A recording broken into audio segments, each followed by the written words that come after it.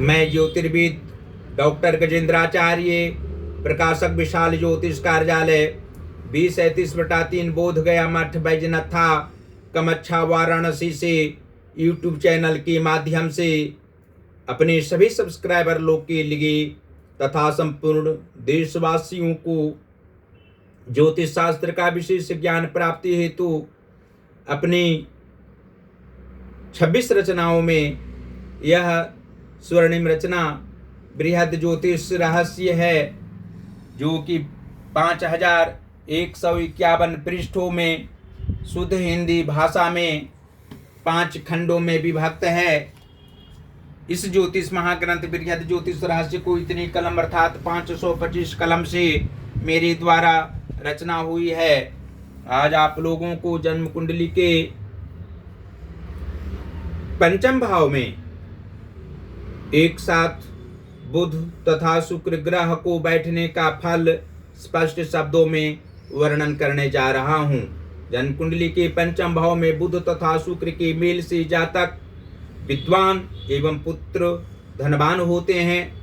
स्वस्थ शरीर, सुंदर हृदय तथा स्वच्छ मस्तिष्क जातक के होते हैं। इनके पुत्र उच्च शिक्षा प्राप्त करके उद्योग व्यापार में हाथ बटाकर सफल होते हैं। दुनिया के सारे धन संपदा घर आंगन में भरे रहते हैं। उच्च कुल की बेटी जातक की पत्नी होती है। संतान सुख से कभी निकलते नहीं हैं। अपनी विद्वता का प्रयोग पुत्र के उद्योग में तथा पिता की आज्ञा का पालन व्यापार के क्षेत्र में जातक पुत्र सदैव किया करते हैं। सारी जिंदगी पिता के चरणों में बिताने वाले भी हो सकते हैं। बाहर में कठोर प्रवृत्ति के जातक कुछ हो सकते हैं, लेकिन पत्नी एवं पुत्र के सामने विनम्र व्यक्ति के रूप में देखे जाते हैं।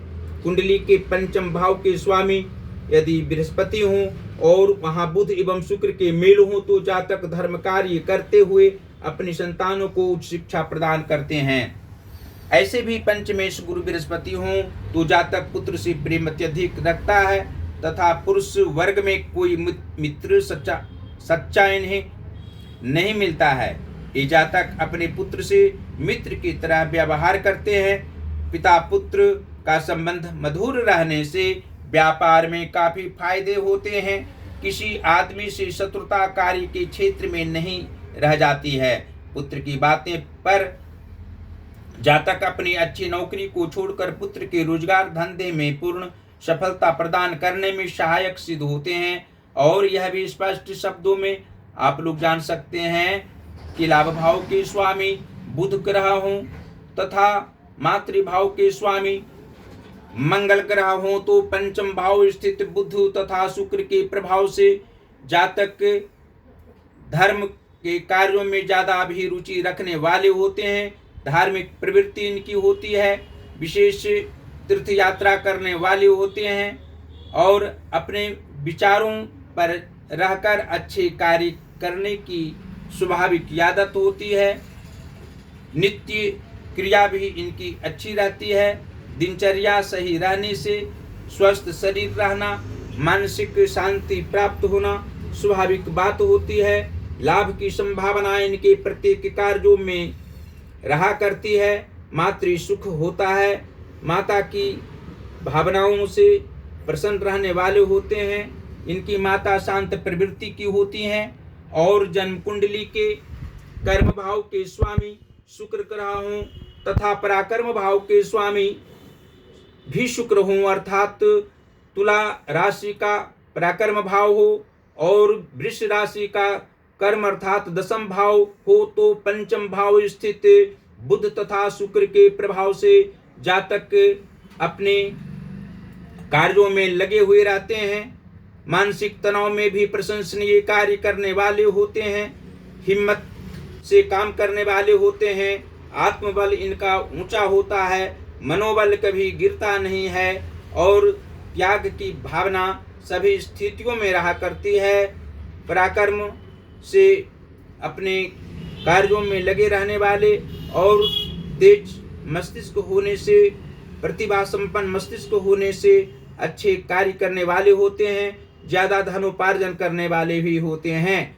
और जन्म कुंडली के भाग्य भाव के स्वामी शुक्र ग्रह हों तथा धन भाव के स्वामी बुध ग्रह हों तो पंचम भाव स्थित बुध तथा शुक्र के प्रभाव से जातक का भाग्योदय 26वें वर्ष में अवश्य होता है।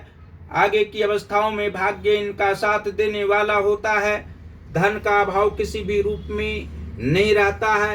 ये खर्चीले स्वभाव के नहीं होते हैं। इनके मित्र खर्चीले प्रवृत्ति के होते हैं। साथी संगी भी इनके ज़्यादा अच्छे नहीं होते हैं और इनके कार्यों में बाधा देने का कार्य मित्र व साथी संगी किया करते हैं।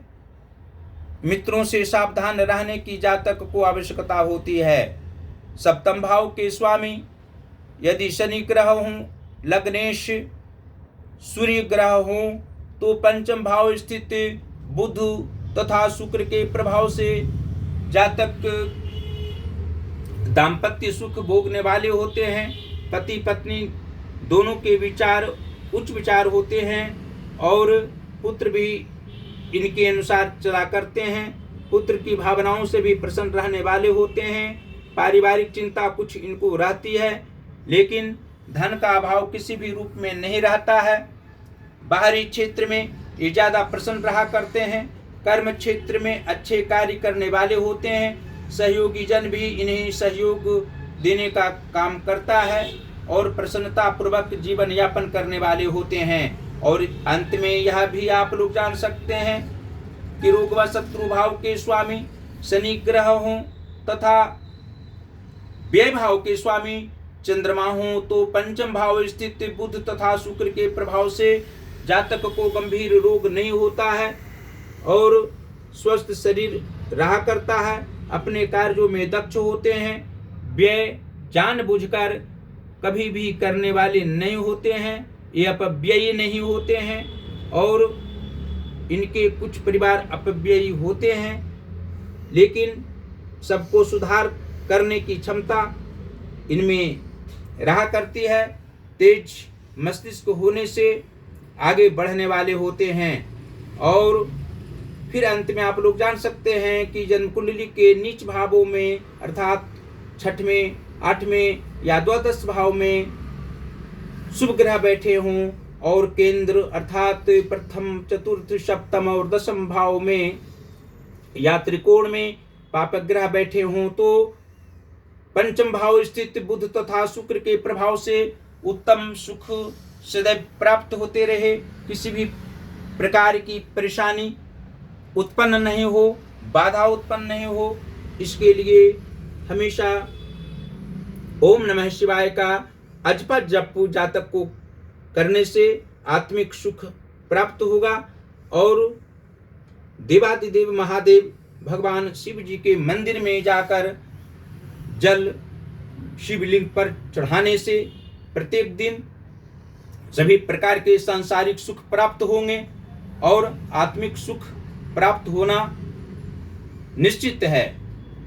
अंत में फिर आप लोग को यह हम दर्शाना चाहते हैं कि यहाँ प्रकाशिकीय कार्य होता है। यहाँ से पुस्तक किसी भी प्रकार का संस्कृत या हिंदी का पुस्तक प्रकाशित करा सकते हैं और आप लोग हमारी सभी रचनाओं को मंगाकर अपने अपने घरों में अवश्य उसका अध्ययन करें। अध्ययन करने से आप लोग को आत्मिक सुख प्राप्त होगा। आप लोग आत्मज्ञानी व्यक्ति की भांति उत्तम आचरण करने वाले होंगे।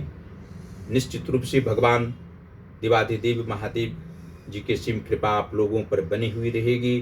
माता अन्नपूर्णा जी की असीम कृपा बनी हुई रहेगी और संकट मोचन जी का भी आशीर्वाद आप लोगों पर अवश्य बना हुआ रहेगा।